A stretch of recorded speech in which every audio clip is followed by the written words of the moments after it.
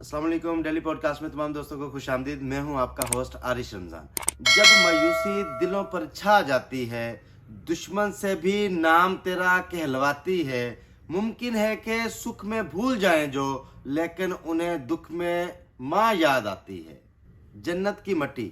एक देहाती ने गारे की मट्टी से अपना घर बनाया और घर में एक छोटी सी 7 मसल्लों वाली मस्जिद भी तमीर की, क्योंकि उसके साथ बैठे थे। तमीर मुकम्मल होते ही उसने बेटों को बुलाया और कहा, मैं चाहता हूं कि मस्जिद की लपाई जन्नत की मट्टी से करूं। तुम सब भाई जाओ और जन्नत की मट्टी तलाश करके लाओ। बेटे बड़े परेशान हुए, कहने लगे कि बाबा हम कहाँ से जन्नत की मट्टी तलाश करेंगे। तो बाबा ने कहा, आप जाओ और लेके आओ। बाहर जाके एक दूसरे से कहने लगे, अब जन्नत की मट्टी हम कहाँ से तलाश करें। 6 बेटे जन्नत की मट्टी ढूंढने के लिए बाहर निकल पड़े, जबकि 7वां बेटा जो उनका भाई था वो बीमार घर में पड़ा हुआ था।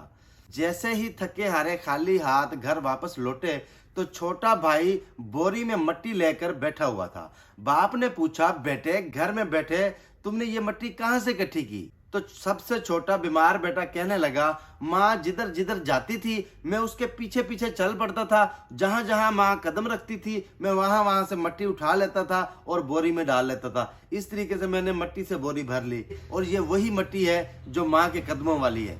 तो देखा दोस्तों आपने कि माँ के कदमों के नीचे जन्नत है, तो उसने जन्नत वाली मट्टी किस तरीके से हासिल की। बहुत बहुत शुक्रिया वीडियो देखने का। मिलते हैं अगली वीडियो में, तब तक के लिए मुझे इजाजत दें। अल्लाह हाफिज।